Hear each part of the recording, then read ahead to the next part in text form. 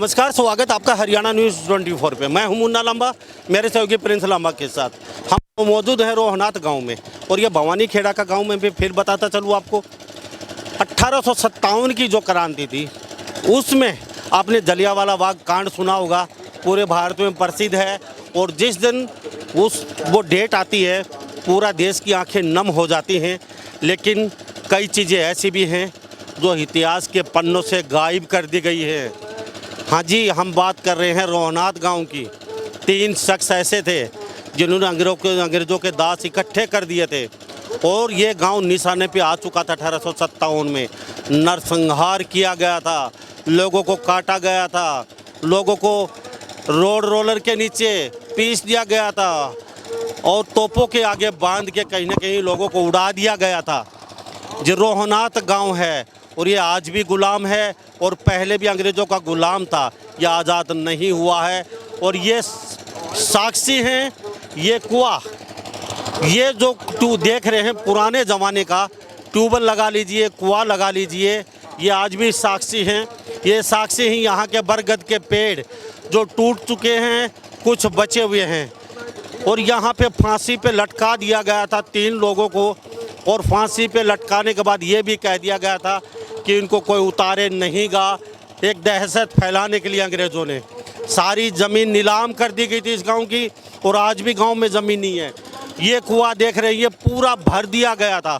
नरसंहार जलियांवाला बाग से भी बड़ा यहाँ पे इस गांव में किया गया था। ये कुआं बहुत ही नीचा है और ये पूरा काट काट के भर दिया गया था लोगों का। मेरे साथ गांव के कुछ लोग मौजूद हैं, उनसे जानते हैं।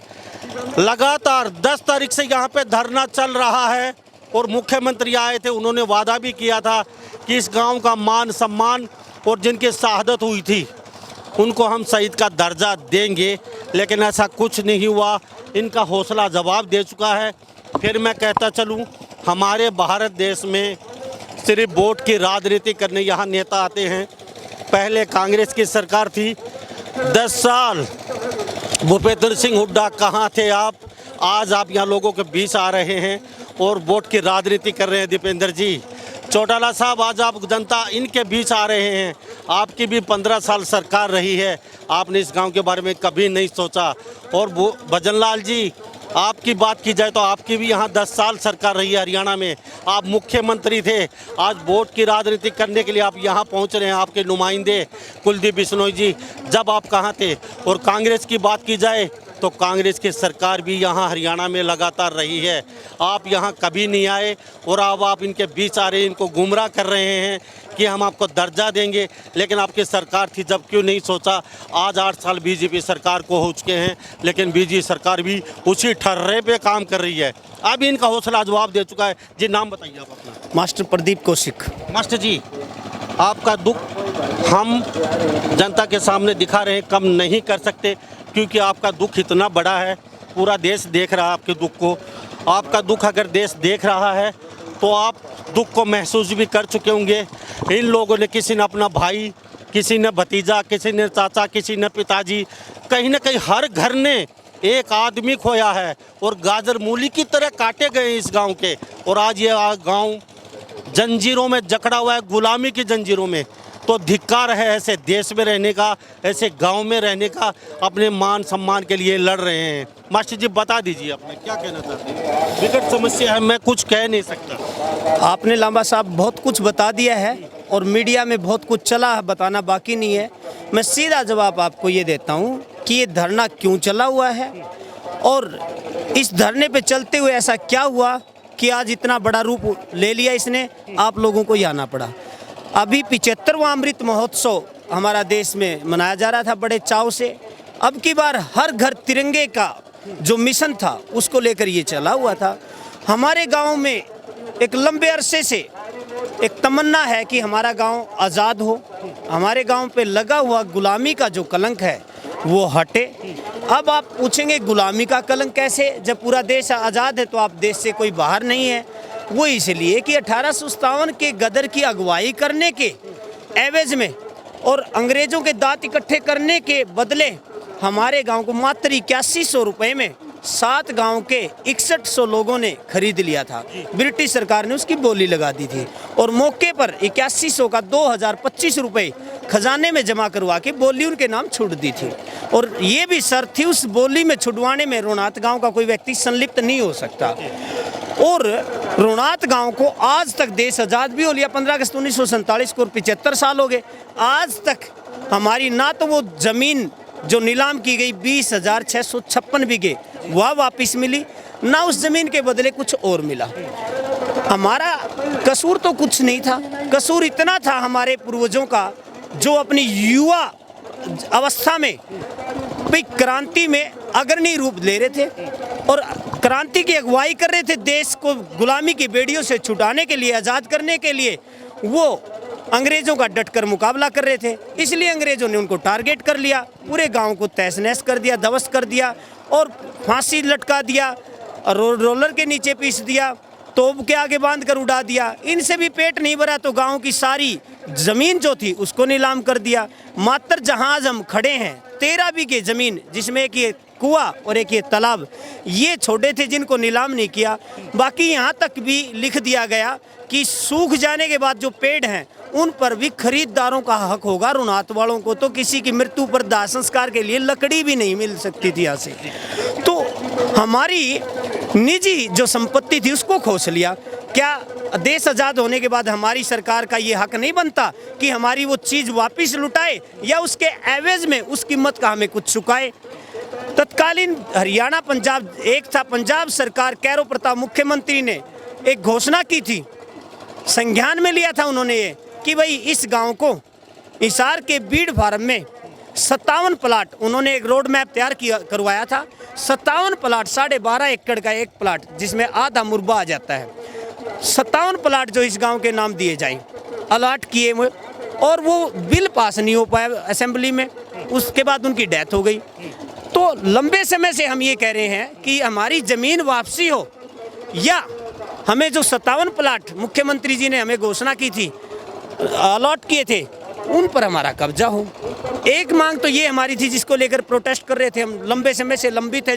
इसके लिए पता नहीं हमने किन किन पीएम और सीएम के आश्वासन सुने हैं, लिए हैं, धक्के खाए हैं। दूसरी मांग ये कि जैसे झारखंड में बिरसा मुंडा बड़े क्रांतिकारी हुए हैं, उनके गांव को भी फ्रीडम फाइटर का दर्जा दिया हुआ है। झज्जर में भी कोई गांव है उनको फ्रीडम फाइटर का दर्जा है। और भी कई स्टेटों में ऐसे हैं जिन गांवों ने बढ़ चढ़ के हिस्सा लिया, क्रांतिकारी गांव हो तो उनको फ्रीडम फाइटर का दर्जा दिया जाता है और जो स्वतंत्रता सेनानियों को मिलने वाली मूलभूत सुविधाएं होती हैं उनसे सुसज्जित किया जाता है। तो आखिर हमारे गांव ने तो बहुत ज़्यादा शहादत दी है, क्रांति में योगदान दिया है, बलिदान दिया है, जिसके लिए बदले आज हम खुली सांस ले पा रहे हैं। तो हमारे गांव को इग्नोर क्यों कर रहे हैं? हमें भी फ्रीडम फाइटर का दर्जा दिया जाए। ये दो मांग हमारी है। मांग वाजिब है। अब जैसे शादी होती है आपके बच्चों की, तो क्या लोग करने आते हैं गुलाम गांव में? मुझे एक बात ये बताइए पहले। शादी समस्या आती है आपको? शादी करने आते हैं, इसमें कोई समस्या नहीं, शादी करने आते हैं, सब कुछ है। लेकिन हमारे हर गांव के छोटे बच्चे से लेके बुजुर्ग तक दिल में एक चीज़ है कि हमारे जो नीलाम ज़मीन हुई थी, बागी का जो कलंक लगा था, वो तो सिर्फ तभी हट सकता है ना हमारी वो वापसी हो जाए। मास्टर जी एक बात जानना चाहूँगा, अभी शायद ही पीएम सीएम सब सुन रहे हैं, क्या जो 62 लोग थे वो ज़मीन आपकी जो खरीदी थी मात्र थोड़े से पैसे में, तो क्या सरकार उनको पैसे दे तो वो लोग छोड़े आपकी ज़मीन को, ये चाहते हैं या फिर अलग जगह आपको कोई ज़मीन मिले? ऐसा देखिए, कड़वा सत्य तो ये है कि लगता नहीं है, ऐसा नामुमकिन है क्योंकि बहुत ज़्यादा संख्या में वो लोग आज यहाँ काबिज हैं। लेकिन हमारे पास जो वो ज़मीन है उसका दूसरा अल्टरनेट भी मैंने आपको सुझाया ना कि सरकार का ही निकाला हुआ विकल्प है कि उसकी भरपाई के लिए वो 57 प्लाट दिए जाएं। दूसरी बात ये, उस ज़माने में कैरो प्रताप जी ने उस ज़मीन का जो रेट होता था 72,32,000 रुपये क्लेम बनाया था। 72,32,000 रुपये क्लेम देने के लिए भी सरकार के खजाने में पैसे नहीं थे, वो भी आज तक हमें नहीं मिला। तो चलते चलते एक बात और बता देते हैं आपको। मैं किसी सरकार के पक्ष में या विपक्ष में नहीं हूँ।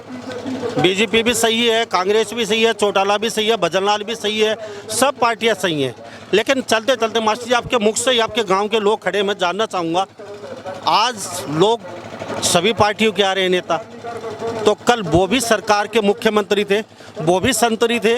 आज ये वोट की राजनीति करने यहाँ पे ये लोग आ रहे हैं, तो एक कलम से वो भी तो कर सकते थे। तो ये वोट की राजनीति आज करने आ रहे हैं, इनसे आप डिमांड क्यों नहीं करते? सर आपकी भी सर कल सरकार थी। ऐसा श्रीमान, हमारे पास इन दो मांगों को लेकर 10 तारीख से धरना चला हुआ था। 10 अगस्त से हमें ये था कि 15 अगस्त को हम भी अमृत महोत्सव में शामिल होंगे, हमारी मांग मानी जाए और हम भी यहाँ तिरंगा फहराएं। और बड़ी शांतिपूर्वक ढंग से हम अपने कुएं पे गांव में ही मना रहे, कोई कानून का उल्लंघन नहीं कर रहे, कहीं सरकारी तंत्र को किसी प्रकार की रुकावट पैदा नहीं कर रहे। और हमारे पास कोई नहीं आता। इन्हीं अधूरे सपनों को लेकर अध्यक्षता करते हुए एक अधेड़ व्यक्ति संतलाल जी फिर शहादत दे देते हैं और उनके सपने फिर अधूरे रहते हैं। और फिर सरकार के जो लोग आते हैं, हमारी किसी भी सरकार से न तो कोई दुश्मनी है न कोई हमदर्दी है। हमारे लिए सभी सरकारें आदरणीय हैं, लेकिन हमारा पहली सरकारों से भी और आज की सरकारों से भी सिर्फ एक ही निवेदन, एक ही आग्रह, एक ही हम्बल रिक्वेस्ट है कि हमें अपना हक मांगने का तो अधिकार है। आप हमें अपना हक दीजिए, हम आपको मान सम्मान की दृष्टि से देखेंगे। यदि आपको लगता है कि ये हमारा हक नहीं बनता तो हमें समझाइए कि हमारी निजी संपत्ति, निजी प्रॉपर्टी खोस ली गई थी और आज तक वापसी नहीं हुई। मेहनत मजदूरी करके हम उस स्तर पे आज भी नहीं पहुंचे। यदि आप गलत ठहराते हैं तो हम शांत अपने घर बैठ जाते हैं। मुख्यमंत्री मनोहर लाल जी ने कोई आश्वासन दिया था? माननीय मुख्यमंत्री जी 23 मार्च 2018 को यहाँ आए थे, आश्वासन ही नहीं आए थे। और हमारे मांग पत्र में ये 2 मांग ही प्रमुख थी, लेकिन पता नहीं क्या कारण रहा। मुख्यमंत्री जी ने स्टेज पे तो कहा आपकी जितनी मांगे हैं उन सबको मान लिया गया है और तत्प्रभाव से कर दिया जाएगा, लेकिन आज 4 साल होने आए, आज तक ये 2 मांगे जो हैं ना तो पूरी हुई और इनको इग्नोर कर दिया गया। दूसरी बात करें, मुख्यमंत्री जी जहां आए थे उस ज़मीन के ऊपर जहां तिरंगा फहरा के गए थे, कई लोग सुनने वालों के, मंत्रियों के दिमाग में ये चीज़ होगी रोनात गांव को तो माननीय मुख्यमंत्री जी आज़ाद कराए, वहां तिरंगा फहराए। आज भी वो ज़मीन हमारे नहीं है। आप रिकॉर्ड या फ़र्द निकाल के देखें तो सुल्तानपुर पट्टी के नाम से जानी जाती है। हमारे गाँव की ज़मीन को सुल्तानपुर पट्टी, रामायण पट्टी, डडेरी पट्टी, उमरा ठोला, ठोले और पट्टियों में आज भी बांटा हुआ है। आज भी हमारे पास ज़मीन। आपको एक बड़ी बात सुनने को मिलेगी, हम माननीय मुख्यमंत्री जी, हमारे गांव में एक बहुत बड़ा दादी गोरी का मंदिर है, वहाँ एक बहुत बड़ा ग्राउंड है, वहाँ पर लैंडिंग करने वाले थे, हेलीकॉप्टर वहाँ उतरना था। पहले वहाँ प्रशासनिक अप्रूवल होती है, डीसी साहब वहाँ जायजा लेते हैं, आपको पता है। तो वहाँ भी हाई कोर्ट से सटे की ऑर्डर कॉपी उनके हाथ में थमा दी जाती है कि माननीय मुख्यमंत्री जी यहाँ नहीं उतर सकते क्योंकि ये जगह रोनात गांव की नहीं है। और मुख्यमंत्री जी को यहाँ ना उतर के पास के गाँव जमालपुर के स्कूल में उतर के कार से यहाँ ना पड़े, उसको भी यहाँ नहीं उतरना दिया जाए, तो कैसा आज़ाद देश। बड़ी विडम्बना की बात है। ऐसी ऐसी बातें सुनकर दिल बहुत दुखी है हमारा। चलते चलते ये जानना चाहूँगा, अब आपका क्या रिएक्शन रहेगा आगे के लिए? अब मतलब क्या सरकार कौन आए, आपका कौन आश्वासन दे आके, किसकी बात मानने, लिखित में चाहिए या मुख्यमंत्री आए या संतरी आए या आपका विधायक आए? यहाँ पे रिएक्शन तो देखिए लामा साहब कुछ भी नहीं है। जैसा मैं स्पष्ट भाषा में बोलता हूँ, कोई भड़कीली बातें नहीं है, ना हम किसी भी नेता के भड़काने से भड़कने वाले हैं। कानून के दायरे में रहेंगे, क्रांतिकारियों की संतान है और हमें ये विश्वास है सरकार पे। हमारी बात पहले अनसुनी हुई तो कोई बात नहीं, और आज भी भरोसा हमने नहीं खोया है। अब आएंगे, मांगे मानेंगे और हमें हमारा हक देंगे, इस उम्मीद से आज भी हम चले हुए हैं, बैठे हुए हैं। जो 2 मांगे थी उनके साथ तीसरी मांग जुड़ गई कि हमारे क्रांतिकारी ने शहादत दे दी, उसके आश्रित बच्चे को नौकरी, 1 करोड़ मुआवजा राशि वो दी जाए। और जैसा आपने सुना कि 3 क्रांतिकारी हुए, स्वामी बीरदास, न्योनदा जाट, रूपा खाती, उनके नाम तो अंग्रेजी इतिहास के पन्नों में नाम दर्ज हैं और इस सरकार के पास भी हैं, लेकिन दुख की बात ये उनको भी शहीद का दर्जा नहीं मिला हुआ है। इतिहास में नाम दर्ज है, असंख्य ऐसे व्यक्ति हैं जो शहीद हुए हैं, लेकिन उनके नाम अस्त व्यस्त हो गए, कोई रिकॉर्ड नहीं रहा। तो अब हमारी रिएक्शन की जहाँ बात कर रहे हैं, रिएक्शन नहीं, मैं कहूँगा आज भी हमारी खुले मन से मांग ये है कि कम से कम सीएम साहब खुद आएँ या अपने ऑफिस से सेक्रेटरी को भेजें, अपने ऑफिस के किसी आला अधिकारी को यहाँ भेजें और रिटर्न में हमारी मांग बाय ऑर्डर कि ये आपकी मांग है, ऑर्डर सहित हमें थमा दें।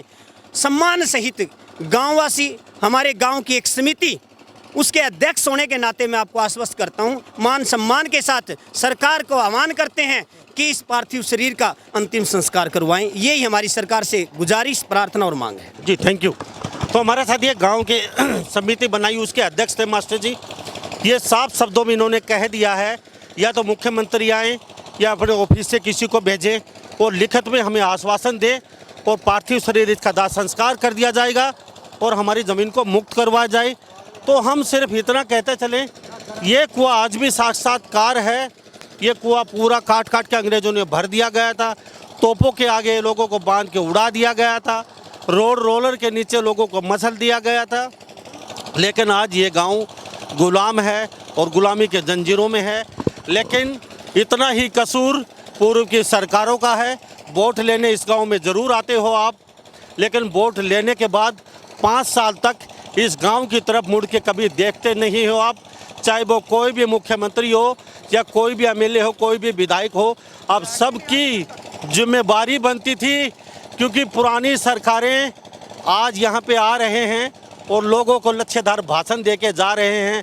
अगर आप चाहते उस समय, तो आज इन लोगों को यहाँ पे धरना प्रदर्शन में बैठने की जहमत नहीं उठानी पड़ती। आपकी एक कलम से ही ये गांव आज़ाद हो जाता, इनको मान सम्मान मिल जाता और शहीद का दर्जा भी मिल जाता। लेकिन आपने इनके बारे में कभी नहीं सोचा और आप 5 साल तक कुर्सियों पर बैठ के आराम करते रहे और आज आप वोट की राजनीति करने फिर आ रहे हैं। और मुख्यमंत्री मनोहर लाल जी शायद सुन रहे होंगे आप, या आपके किसी नुमाइंदों को चंडीगढ़ से भेजा जाए और इन लोगों को लिखित में आश्वासन दिया जाए और यहाँ पार्थिव शरीर उसका ये दाह संस्कार कर देंगे और इनके गांव को मुक्त करवा दिए, शहीद का दर्जा दिला दीजिए। सभी इन बातों के साथ मैं मुन्ना लांबा, मेरे सहयोगी प्रिंस लांबा के साथ, हरियाणा न्यूज़ 24। नमस्कार, जय हिंद।